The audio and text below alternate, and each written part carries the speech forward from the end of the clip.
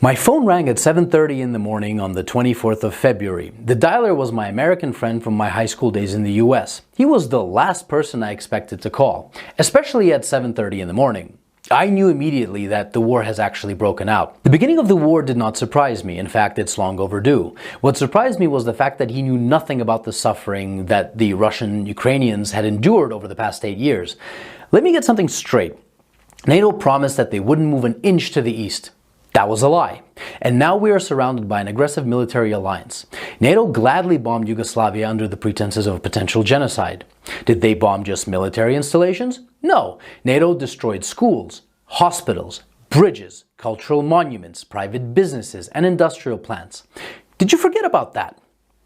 Did you forget about how NATO pumped money and weapons into Georgia right before Georgia bombarded Russian peacekeepers and civilians?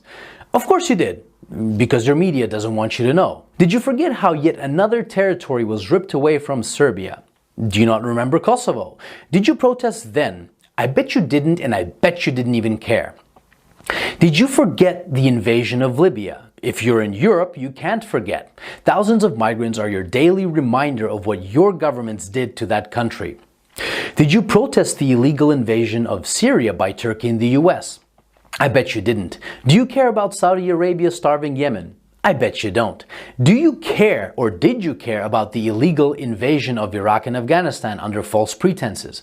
What, they aren't people to you? Why haven't you been vocal against the murder of children and civilians at Iraqi and Afghani weddings by American bombardment?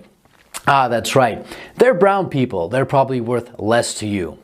Where were your crocodile tears when Kiev started bombarding Ukrainian Russians in the east simply for doing the exact same thing as the Ukrainians did in the west, was to get rid of a corrupt government? Where were your crocodile tears when Kiev shut off electricity and water to Crimea?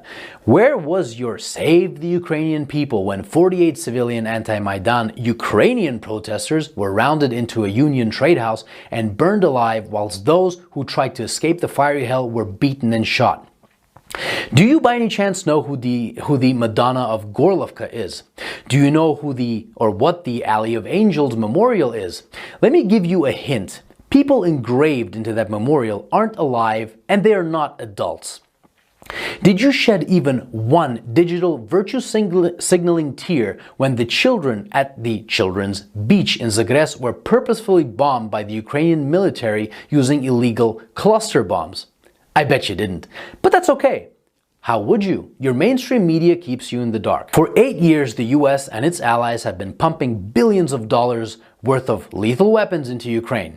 For 8 years, the Ukrainians have been waging a war with their own people in the east. And for 7 years, Russia and the people of the Donetsk and Lugansk republics have been patiently waiting for Kiev to adhere to the Minsk agreements. Should Russia have waited maybe 20 more years? You know, the amount of years that the US spent killing Afghanis.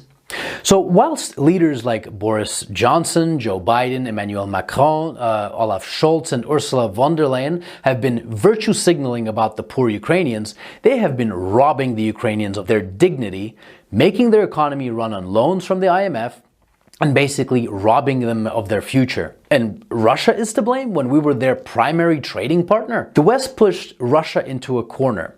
Protect yourself from an increasingly hostile neighbor who wants to become part of a hostile military alliance called NATO and lose Nord Stream 2, for example. Or watch Russian Ukrainians get slaughtered by the thousands. The West wanted to fight this war with Russia until the very last Ukrainian. Remember Kosovo? Well, the Lugansk and Donetsk republics have every right to exist. Russia didn't set the precedent. Your leaders did when they recognized Kosovo. And final food for thought. Why was there no bombardment of innocent civilians in Crimea, even though it's closer to Kiev than Donetsk is? I'll give you a hint. The actual Russian military was there protecting the people. Here's another.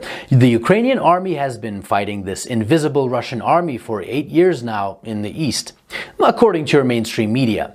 Why then did the Ukrainian army collapse within 24 hours when fighting the actual Russian military? And since it did, what do you think your tax dollars were doing in Ukraine?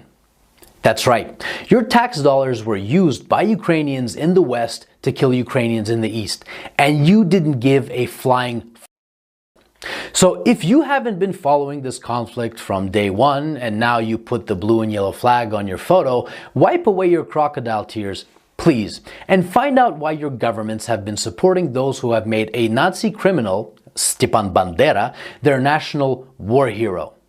Don't expect a good result from pushing a bear and the dragon into a corner. And definitely don't be surprised when that bear and that dragon begin pushing back. So if you haven't been crying for the collectively millions of dead Iraqis, Afghanis, Syrians, Libyans, Yugoslavians, and East Ukrainians these past 20 years, but you're crying crocodile tears for Ukrainian military installations, wipe them away and think about what your governments have been doing and what they're still doing. And I hope that this 8-year story of a war started by a criminal Ukrainian government against its own people can finally come to an end, and Ukrainians and Russians can finally live in peace.